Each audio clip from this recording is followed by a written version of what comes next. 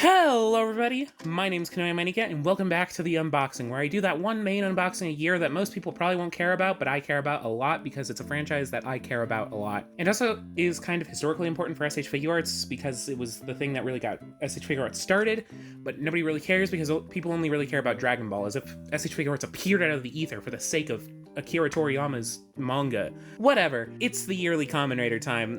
Today we are taking a look at a Kamen Rider, and not just any Kamen Rider, 2026's Kamen Rider, and not just any 2026, late 2025, early 2026, not just any one Kamen Rider, the first one to be officially simulcasted in the United States. And as such, the figure got an engineering and price increase. It's time to see if it's worth it. That's right, today we are taking a look at the S.H.Figuarts Kamen Rider Zeztz Physicam Impact. We're entering the dream world with Agent 7 here today by taking a look at the S.H.Figuarts Kamen Rider Zeztz. This is his base form, and I'm very excited to check it out. So, looking at the box, it is in the sort of thinner style of S.H.Figuarts box. You don't always see these, but these are the style of box that you just get with S.H.Figuarts Kamen Rider figures, rather than the wider style that appears with, like, Chainsaw Man or One Piece or Hiroaka or whatever. Previously, we saw this with Char, but yeah, it's a little weird, but it's nice. We have this really nice patterning that's mainly black, but also has that nice green and red, and a little bit of white as well. That is very Zeztz-y. And then we have this nice window, which is very interestingly shaped, and I really appreciate it, where printed on it is the Kamen Rider Zeztz logo that kind of looks like a 7 as well as a Z, because he's sleep-themed.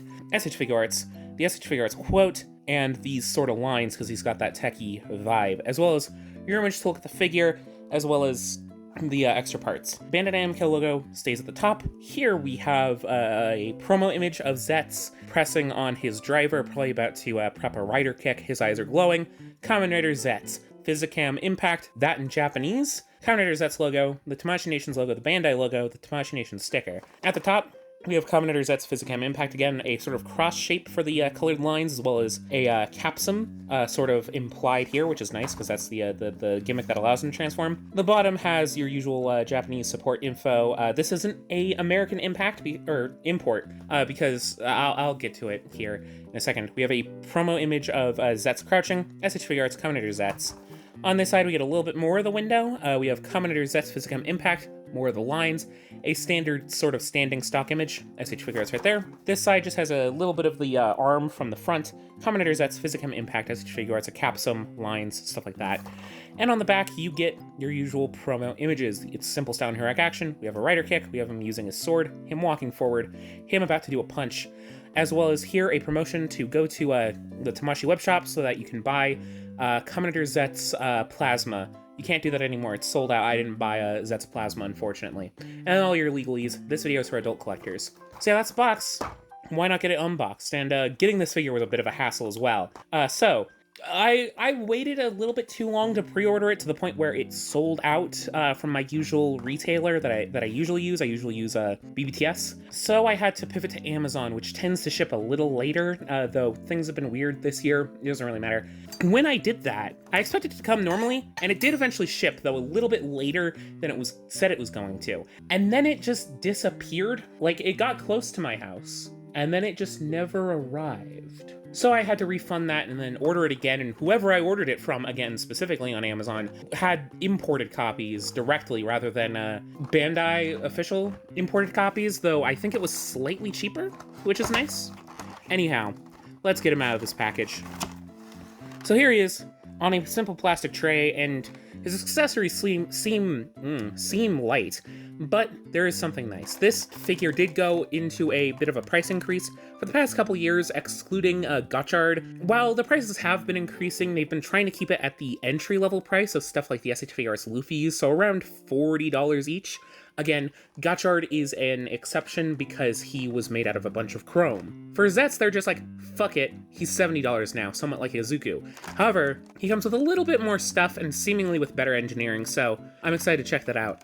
So he comes with sets of hands. Out of the package, he has fists on him already. However, alongside his fists, he comes with hands in different poses. First off, we have a standard set of gripping hands, which are in a nice metallic green and with a very good gloved texture. You got these like bits of like poking out on the knuckles, and then it's got just that nice like sort of like fabric sort of ripple. I'm pretty sure these are meant for holding things. The thumb is right here, and then it's got sort of a palmed shape. This is really the only thing that really can hold it, except for maybe another set of hands. I'll have to check.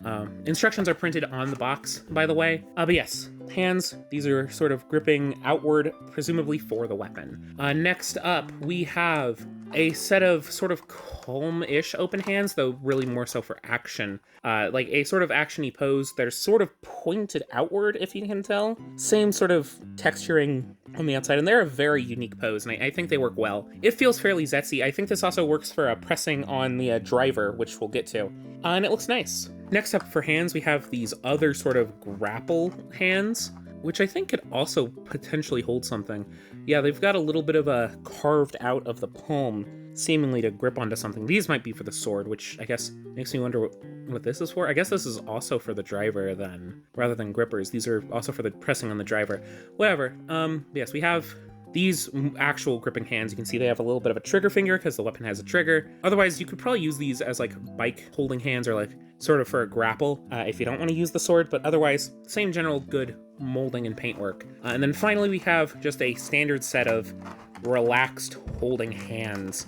Let's just get them out. And again, a nice relaxed texture. Again, I think these really emphasize how nice that glove sculpting is. It's so pretty. I really love it. It's so good. And for other modern S.H.Figuarts Kamen Rider initial releases, that's where it would stop. That's where it would end. That's where we'd be done. However, this one decided to grace us with his weapon. That's right. He's got the buster, the breakum thingy. I forget the name of it. His sword. Yeah, it's not written in English anywhere. This is his sword. It's in sword form specifically because it's a multi sort of purpose weapon for his different colored forms, because he has a red. Initially, he has a red form, a set of red forms, such as Physicam Impact, but also there's like a winged one. He has a set of green forms, a set of blue forms, and a set of purple forms. To correspond with it, the Breakum Buster, or whatever it's called, is able to switch up how it works, both color-wise and what weapon it is.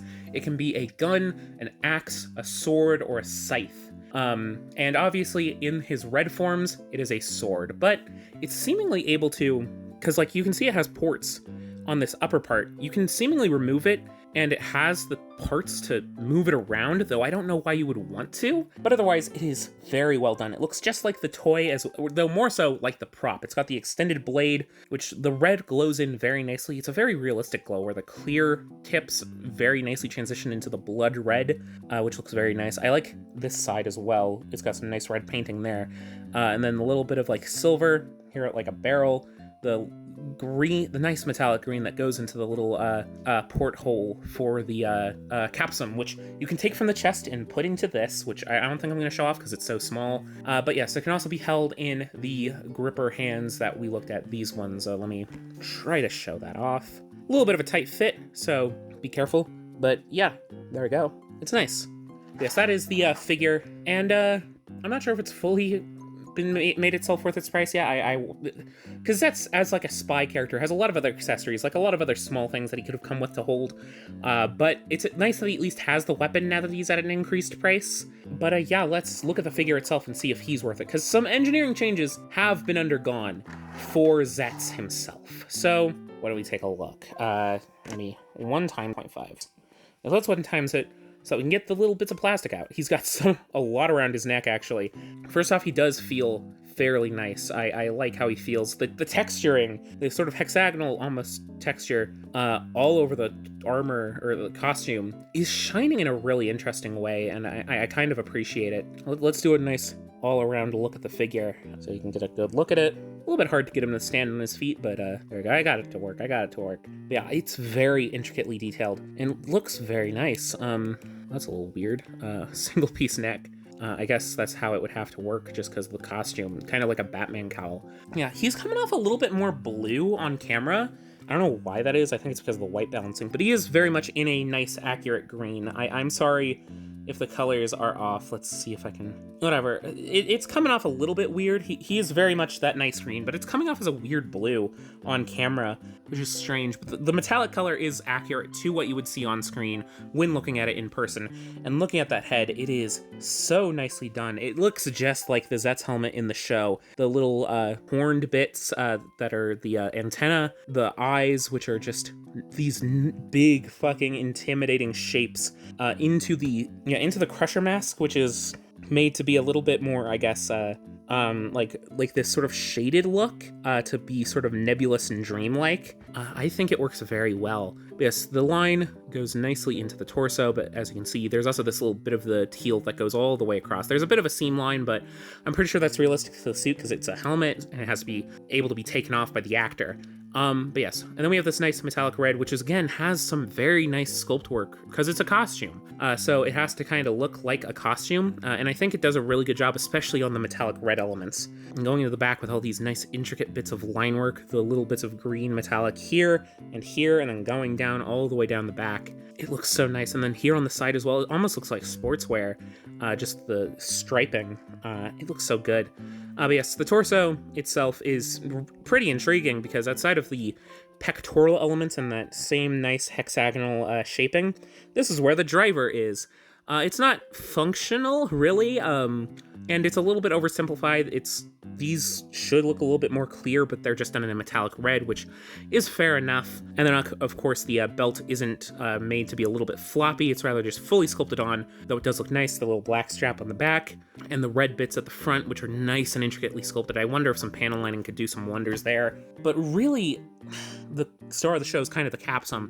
It doesn't have the print that it should, but at such a miniature scale, that would probably muddy the detail. And it has the nice, intricate, like, differentiation. And to get it out, apparently you remove the driver.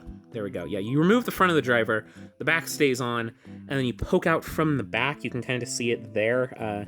And you can remove the capsule, put it in the hand or the weapon, but it's so small that I'm scared I'll lose it, so I'm just going to leave it in the driver, though that probably means you can rotate it somewhat, though that won't really do you much good. The arms, simple in design, but are very nicely done anyhow. Again, the nice hexagonal sculpting really allows it to capture the light despite being like a plain black color underlayer. And then, of course, the red striping and going into the metallic green, like, fists. Ooh, they look so nice. It looks so good. Legitimately, and a little bit of seaming for like where like the zippers would be. It's great. And of course, this is where you see the gloves again, fisted this time. Moving on to the hips. This is new for Kamen Rider. You may recognize these if you have been collecting any sort of Spider-Man. I was gonna say Marvel character, but Spider-Man, really. These are the Spider-Man hips with the sort of T-shape intersection, a sort of like floating piece, and then the hip itself. This is the first time Kamen Rider's done it. And I've never minded it too much. This will be a little bit annoying because it will cause breakup of the lines, but that was going to happen with sculpting anyways. But it should allow for a decent amount of backwards rotation. Again, I haven't been too miffed about it, and it does blend in fairly well with the black. It is a bit weird. I've always felt a bit weird about it. I've always felt Kamen Riders kind of need the belt, and here, while the sculpted muscle does help a little bit, and all this extra texturing does help a little bit, it's still a little weird to he feels a little naked. Without a belt, but he works fine. And of course we have those nice intricate red lines going down the legs, going into this green like high sock boot section, going down straight forward, which again, very nicely done. Some nice subtle sculpting there that you might not notice on the screen model, but is there. The joints do cause a little bit of breakup, but they generally blend in with the black fine. The green should probably be a little bit more into the joint, but it's okay. And then we have his chunky red feet. They sort of have like a heel to them, but it's a nice flat foot and are bulky up top, almost like a high top sort of deal. And again, they're very nicely sculpted and in a nice metallic paint job. And the soles are painted. Overall, a very pretty looking figure. The metallics and the texturing of the overall bodysuit do a lot for this figure, aesthetically at least. And I do think it works very well aesthetically and is one of the nicest of the Reiwa Riders aesthetically. to pick up. Maybe as a figure, mainly only rivaled by the immense chrome of Gotchard, but even then, that fingerprints and chips really easily, so this might be a little bit more user-friendly. However, seeing all that, how's the articulation? Let's find out, because this looks like it may have made some changes. Something to note, upper neck has a ball joint, but not the lower neck. In order to seemingly keep the sculpt of this, and just with the intricacy of it, they decided to make it so that only the upper joint has articulation, but it seems like it has some potential extension. So he's able to look up about that far, look down about that far. He has damn good side-to-side tilt despite it all, and head swivel. It seems like it works. It seems like it works better than I would have expected with the limited of that. The main limit is actually this like little bit of the back here, which is really interesting, and the chin isn't really limiting him at all. It's just back here, and even still he looks up very well. But yeah, shoulders, there's some butterfly going on in there, and it takes a little bit of extension, but his torso is his tits are getting in the way. But yeah, you can see they kind of go out that far, but again, his tits get in the way of him really crossing his arms. But it's okay, he's able to go forward about that far. Not really back at all. That's okay. Shoulders are able to move out. There is no shoulder pad engineering because he has no shoulder pads. But they're able to go up a full 90 degrees and have a full rotation as well. Bicep swivel, as you would want. A double jointed elbow, which is able to go about, that's like 135, right? There might be better ways to do it, but the muscle does get in the way a little bit. Swivel hinge, swivel at the wrist, as you would expect. Limited somewhat by the cuffing around it, but torso has ball joint up top, ball joint at the bottom, which allows for some compound engineering. So some little bits of swivel here at the top, really nice side to side. Backwards crunch of about that far, which is pretty impressive. Forward crunch of not a ton, the musculature again getting in the way. Then adding in the lower area, not a lot of side to side on that.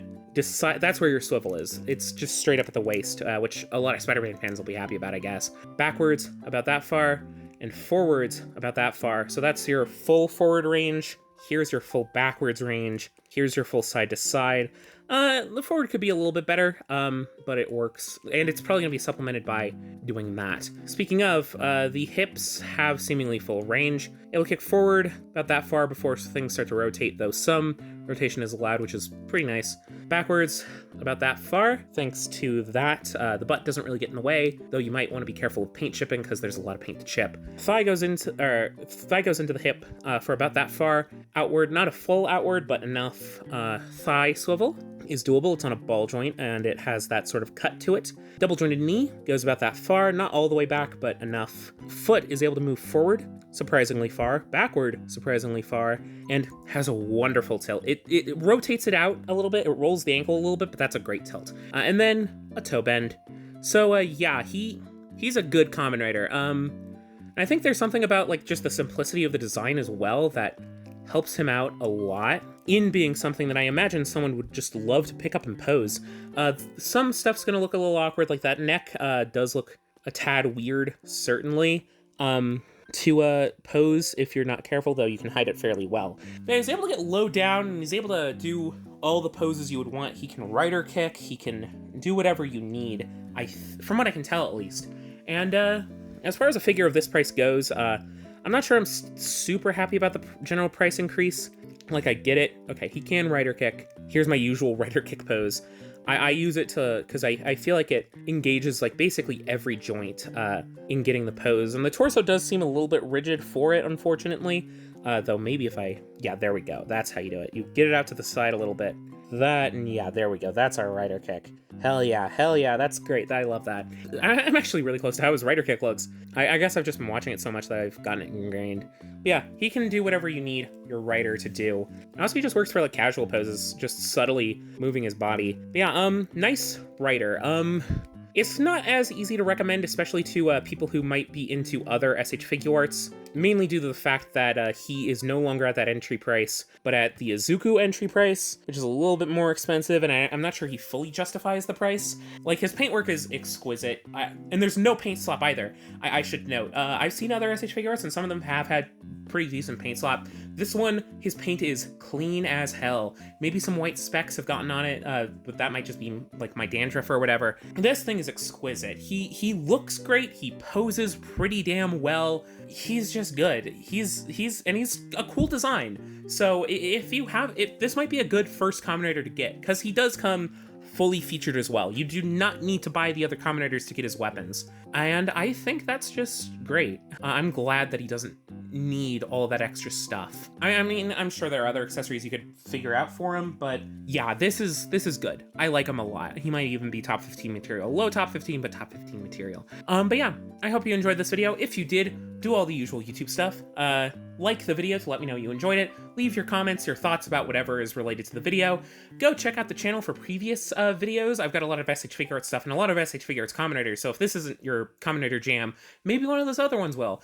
And be sure to subscribe so that you know if I make any other Kamen Rider, especially Kamen Rider Zeztz videos in the future. Hopefully I will. Until next time, I hope to see you around. Keep dreaming or whatever. I'm on it. Yeah. Ooh.